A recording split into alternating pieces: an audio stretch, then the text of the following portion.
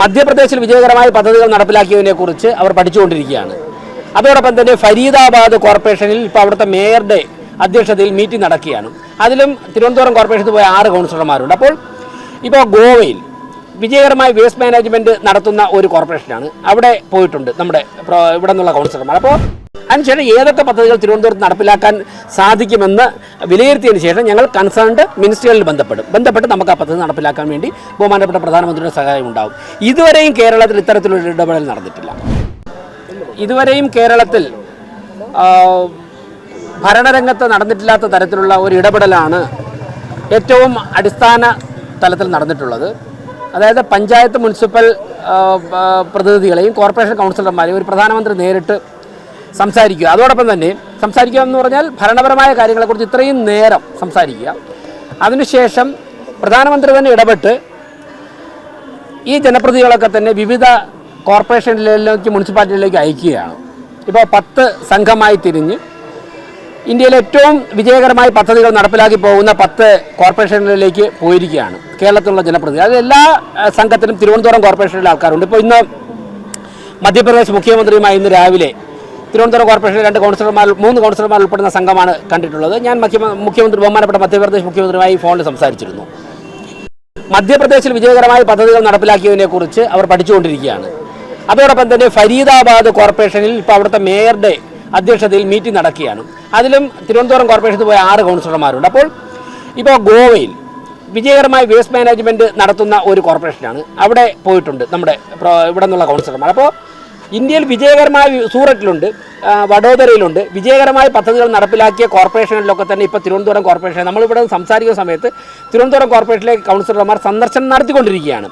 ഓരോ പദ്ധതികളുടെയും മുഴുവൻ വിവരങ്ങൾ അവർ ശേഖരിക്കുന്നുണ്ട്. അതിൻ്റെ വീഡിയോ അതെങ്ങനെയാണ് പ്രവർത്തിക്കുന്നുള്ള അത് വീഡിയോ റെക്കോർഡ് ചെയ്യുന്നുണ്ട്. ഇതൊക്കെ അവർ വന്നു കഴിഞ്ഞാൽ ഉടൻ തന്നെ ഞങ്ങൾ തിരുവനന്തപുരത്തുള്ള ഉദ്യോഗസ്ഥരുമായിട്ട് ചർച്ച ചെയ്യും. അതിനുശേഷം ഏതൊക്കെ പദ്ധതികൾ തിരുവനന്തപുരത്ത് നടപ്പിലാക്കാൻ സാധിക്കുമെന്ന് വിലയിരുത്തിയതിന് ശേഷം ഞങ്ങൾ കൺസേൺഡ് മിനിസ്ട്രികളിൽ ബന്ധപ്പെട്ട് നമുക്ക് ആ പദ്ധതി നടപ്പിലാക്കാൻ വേണ്ടി ബഹുമാനപ്പെട്ട പ്രധാനമന്ത്രിയുടെ സഹായം ഉണ്ടാകും.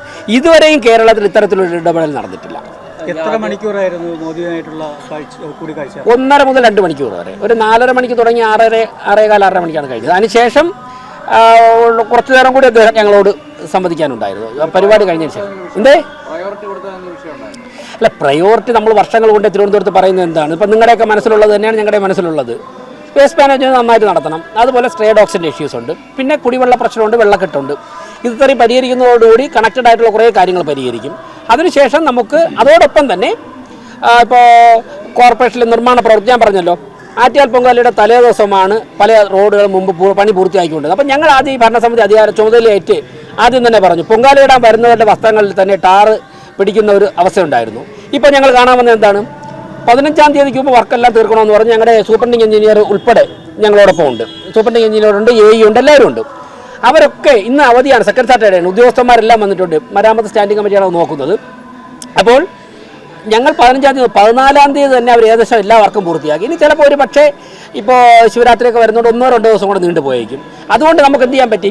ഇതിൻ്റെ ക്വാളിറ്റി കൃത്യമായിട്ട് വിലയിരുത്താൻ പറ്റി. തലേ ദിവസം പൊങ്കാലയുടെ തലേ ദിവസമാണ് ഈ വർക്കുകളൊക്കെ തീർക്കുന്നതെങ്കിൽ അത് വളരെ പെട്ടെന്ന് ചെയ്യുമ്പോഴേക്കും നമുക്ക് ക്വാളിറ്റി വിലയിരുത്താൻ സാധിക്കില്ല. ഇത് മരാമത്ത് കമ്മിറ്റി ചെയർപേഴ്സൺ തന്നെ പല സ്ഥലങ്ങളിൽ നേരിട്ട് ഇടപെട്ടിട്ടുണ്ട്. ചില സ്ഥലങ്ങളിൽ മേയർ എന്നുള്ളതെങ്കിൽ ഞങ്ങൾ ഇന്നിപ്പോൾ ഇവിടെ കഴിഞ്ഞാൽ മറ്റുള്ള വാർഡുകളിലെ കൗൺസിലർമാരെ വിളിച്ചിട്ടുണ്ട്. ഞങ്ങൾ അവിടെയൊക്കെ പോവുകയാണ് വർക്ക് വിലയിരുത്താൻ വേണ്ടി. അപ്പോൾ ഒരു 10-15 ദിവസം മുമ്പ് തന്നെ പ്രവർത്തനങ്ങൾ തീർക്കാൻ സാധിക്കും. ഒരു 20 ദിവസം മുമ്പ് തന്നെ, പൊങ്കാലയ്ക്ക് 20 ദിവസം മുമ്പ് തന്നെ റോഡിൻ്റെ ടാർ പണി പൂർത്തിയാക്കാൻ വേണ്ടി സാധിക്കുന്നു. ഇങ്ങനെയുള്ള കാര്യങ്ങൾ ഞങ്ങൾ ഇടപെടുന്നുണ്ട്.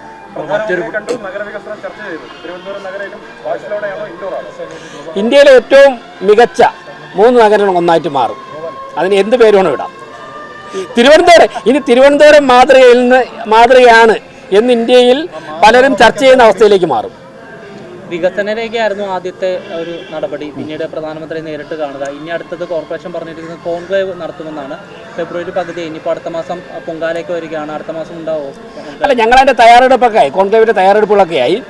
ഡേറ്റ് ഇപ്പോൾ ചില ഡേറ്റുകൾ ഇപ്പോൾ മോഡൽ കോഡ് ഓഫ് കോണ്ടാക്ട് വരുന്നതുകൊണ്ട് ബഡ്ജറ്റ് അതുപോലെ തന്നെ വികസന സെമിനാർ ഇപ്പോൾ 18-19 സംസ്ഥാന സർക്കാരിൻ്റെ തദ്ദേശ ദിനം ആചരണമാണ് കണ്ണൂർ വെച്ചിട്ട്. അപ്പോൾ മേയർക്ക് സെക്രട്ടറിക്കൊക്കെ അവിടെ പോകേണ്ടി വരുന്നുണ്ട്. അപ്പോൾ തീയതികൾ ചിലപ്പോൾ 1-2 ദിവസം ഇങ്ങോട്ടൊക്കെ മാറും. പക്ഷേ ഞങ്ങളതിൻ്റെ തയ്യാറെടുപ്പുകളൊക്കെ ഏറെക്കുറെ ആരംഭിച്ചു കഴിഞ്ഞു. അതുപോലെ തന്നെ ഇപ്പോൾ വിദ്യാഭ്യാസ സ്റ്റാൻഡിംഗ് കമ്മിറ്റി 20-ാം തീയതി ഇതുവരെയും നടത്തിയിട്ടില്ലാത്ത തരത്തിൽ തിരുവനന്തപുരത്ത് നിന്നും സംസ്ഥാന സ്കൂൾ കലോത്സവങ്ങൾക്ക് പങ്കെടുത്ത എല്ലാ കുട്ടികളെയും, മുഴുവൻ കുട്ടികളെയും, ഒരു 400 കുട്ടികൾ വരും അല്ലേ, എ ഗ്രേഡുള്ള എല്ലാ കുട്ടികളും. ഇപ്പോൾ എഡ്യൂക്കേഷൻ സ്റ്റാൻഡിംഗ് കമ്മിറ്റി ചെയർമാനാണ്. ഇതുവരെ തിരുവനന്തപുരത്ത് അങ്ങനെ നടത്തിയിട്ടില്ല. നമ്മുടെ കോർപ്പറേഷനിൽ നിന്നും പോയ മുഴുവൻ കുട്ടികളെയും തിരുവനന്തപുരം കോർപ്പറേഷൻ ആദരിക്കുകയാണ്. അവരുടെ പ്രധാനപ്പെട്ട പരിപാടികളൊക്കെ തന്നെ നടത്തുവാൻ വേണ്ടി മാനവീയ രീതിയിൽ കോർപ്പറേഷൻ അവസരം ഒരുക്കുകയാണ്.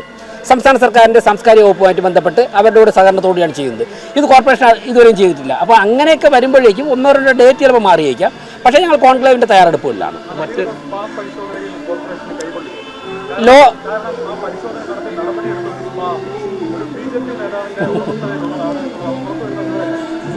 BJP നേതാക്കന്മാരെന്നുള്ള പേരൊന്നും അതിൽ ഉന്നയിക്കേണ്ട. പിന്നെ നടപടികൾ കൃത്യമായിട്ട് ലൈസൻസുകളും ഡോക്യുമെൻറ്റ്സും ഒക്കെ തന്നെ പരിശോധിച്ചിട്ടുണ്ട്, പരിശോധന നടന്നിട്ടുണ്ട്. ഇല്ലാത്തവർക്ക് നോട്ടീസ് കൊടുത്തിട്ടുണ്ട്. അതിൻ്റെ ഹിയറിംഗ് നടത്തും. അതിനുശേഷം ഇനിയിപ്പോൾ ഇത് നടക്കുമ്പോൾ ഞാൻ ഡൽഹിയിലായിരുന്നല്ലോ, കോർപ്പറേഷൻ സെക്രട്ടറിയുമായിട്ടൊക്കെ ഞങ്ങൾ ഫോണിൽ സംസാരിച്ചിട്ടുണ്ട്. ആരോഗ്യ വിഭാഗം സ്റ്റാൻഡിംഗ് കമ്മിറ്റി ചെയർമാൻ്റെ മേൽനോട്ടത്തിലാണ് ഈ കാര്യങ്ങളൊക്കെ ചെയ്തത്. ഇനി സെക്രട്ടറി അടുത്ത ദിവസം വരും. വന്നതിന് ശേഷം ഞങ്ങൾ അടുത്ത ഘട്ടം ആലോചിക്കും.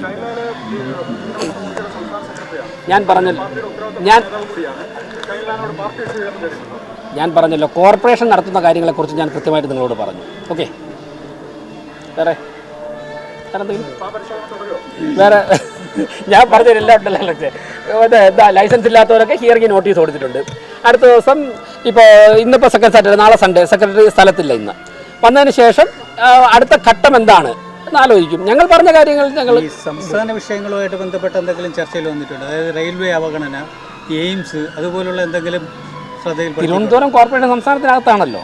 ഇവിടെ ചർച്ച ചെയ്ത എല്ലാ സംസ്ഥാനമായിട്ട് ബന്ധപ്പെട്ടല്ലേ. എയിംസുമായിട്ട് ബന്ധപ്പെട്ടോ അല്ലെ റെയിൽവേയുടെ നിയമവികസനം?